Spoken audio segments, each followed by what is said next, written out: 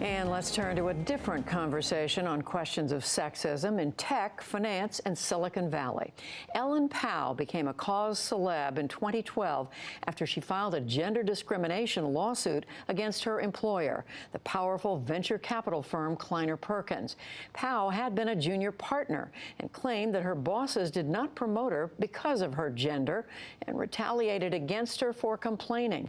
She asked for $16 million in damages in a trial, but lost, and her personal reputation was damaged along the way. Still, her case served as a wake-up call. She has a new book about it and the aftermath titled Reset. Our economics correspondent Paul Salman sat down with Ellen Pao, part of his weekly series, Making Sense. Ellen Pao, welcome. Thank you for having me. From your biography, you do not seem like the person who would sue Kleiner Perkins, or for that matter, pretty much anyone. It's not my nature. I think the lawsuit was part of a mission to call attention to this problem. So I had tried so many other ways beforehand. I'm not doing that much press. I'm an introvert. This is hard for me, but it's like, kind of now it's going to go on air and all these people calling attention, seeing me on the street and recognizing me. You don't want that? I don't want that. It's not my personality and it makes me uncomfortable. But this is a culture that has pervasive problems, and seeing the extent of it, we need to do a whole reset. Reset is the title of Pao's book. And with its claim of gender discrimination in Silicon Valley, it's become part of an increasingly polarized debate. Just in the last few months, charges of sexual discrimination and harassment have brought down the CEOs of Uber and the online lending startup Social Finance, spurring a backlash. A front-page article in this Sunday's New York Times featured Silicon Valley men alleging discrimination. Pao is a Princeton grad with degrees from Harvard Law and Harvard Business School, jobs in Silicon Valley since 1998, including a stint at venture capital firm Kleiner Perkins that triggered the gender bias lawsuit. What was the percentage of women in venture capital when you were there? I believe it was about 6%. And what's it now? I think it's gone down. I think it's gone down to maybe 5%. And, less than 1% are Black or Latinx. Do you think that you were sort of suppressing feelings you were having at the time, or the sense you were getting that there was systemic discrimination against you as a woman, perhaps you as a minority? There were a lot of, 1,000 cuts in little small things that would make it very hard for women to be successful. So women were asked to take notes at meetings and men were not. Women were asked to babysit. Women were asked to do some of the menial tasks of organizing events and planning conferences, but the men were not. So when it came time to invest, which was the work that you would get recognized and promoted for, and compensated for, it was much harder for women to be taken seriously, and it was harder to get investments through, and it was harder to be successful. And it was also possible for men to take away investments that women were working on if they looked good, and to dump investments that weren't doing so well on the women when they didn't want to work on them anymore. Now, this sounded strikingly familiar. Listen to Maureen Sherry describing Wall Street gender bias when she was a trader. Accounts not being given equitably, that's really one way. Or an account being taken away when you felt it wasn't something that you deserved. And the atmosphere wasn't exactly congenial for a woman. When I had come back from my maternity leave, I was still nursing and kept a breast pump under my desk. One trader would notice and he would start making a mooing sound, and sometimes other herd members would join in. Actually mooing? Yes, mooing. Her problem, Pao claims, is that the young men went west.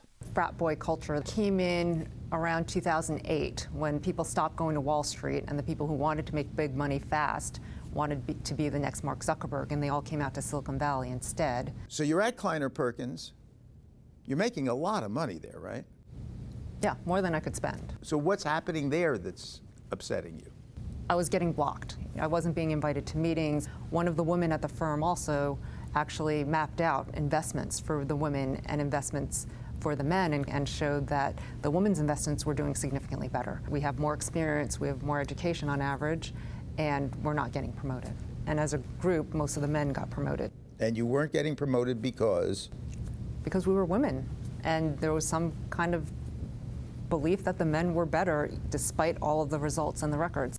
There's actually research that shows that women are better investors, that they're more risk aware.